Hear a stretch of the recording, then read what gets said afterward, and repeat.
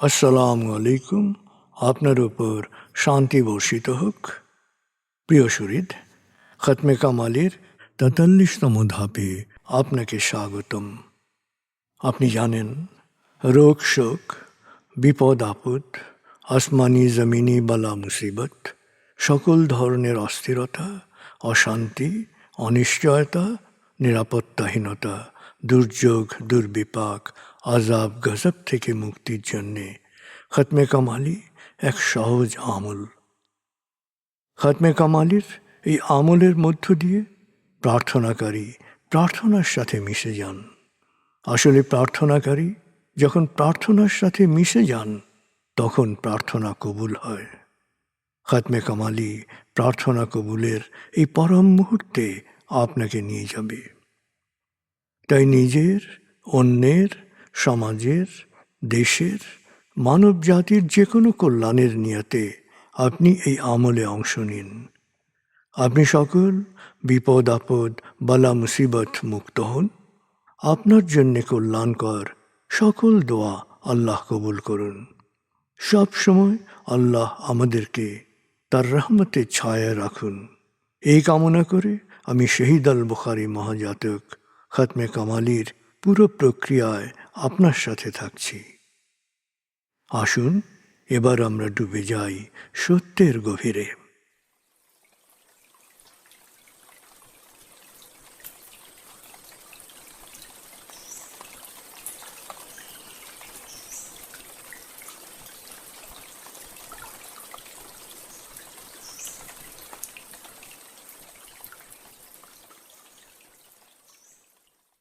হে আল্লাহ, বিতাড়িত শয়তান থেকে আমি তোমার আশ্রয় প্রার্থনা করছি। দয়াময় মেহেরবান আল্লাহর নামে। আয়াতুল মুলক। হে আল্লাহ, সকল ক্ষমতার মালিক, তুমি যাকে ইচ্ছা ক্ষমতা দান করো, যাকে ইচ্ছা ক্ষমতাচ্যুত করো, যাকে ইচ্ছা সম্মানিত করো, যাকে ইচ্ছা অপমানিত করো। তুমি সর্বশক্তিমান, সকল কল্যাণ ও মঙ্গলের আধার। তুমি দিনকে ছোট করে বড় করো রাত, আবার রাতকে ছোট করে বড় করো দিন। তুমি প্রাণহীনে দাও প্রাণ, আর প্রাণবন্তকে করো প্রাণহীন। তুমি যাকে চাও বেহিসাব রিজিক দান করো। সূরা আলে ইমরান আয়াত ২৬-২৭। আয়াতুল কুরসি। আল্লাহ ছাড়া কোনো উপাস্য নেই। তিনি শাশ্বত, চিরঞ্জীব, বিশ্ব প্রকৃতির সর্বসত্তার ধারক। তিনি তন্দ্রা নিদ্রাহীন, সদা সজাগ, মহাকাশ ও পৃথিবীর সব কিছুর মালিক। তার সদয় অনুমতি ছাড়া তার কাছে সুপারিশ করার সাধ্য কারো নেই। দৃশ্যমান বা দৃশ্য, অতীত বা ভবিষ্যৎ, সৃষ্টির সব কিছুই তিনি জানেন। তিনি যতটুকু জানাবেন, এর বাইরে তার জ্ঞানের সীমানা সম্পর্কে ধারণা করা কারো পক্ষেই সম্ভব নয়। তার আসন, তার কর্তৃত্ব পৃথিবী ও নভমণ্ডলের সর্বত্র বিস্তৃত, আর তার সংরক্ষণে তিনি অক্লান্ত। তিনি সর্বোচ্চ, সুমহান। সূরা বাকারা আয়াত ২৫৫।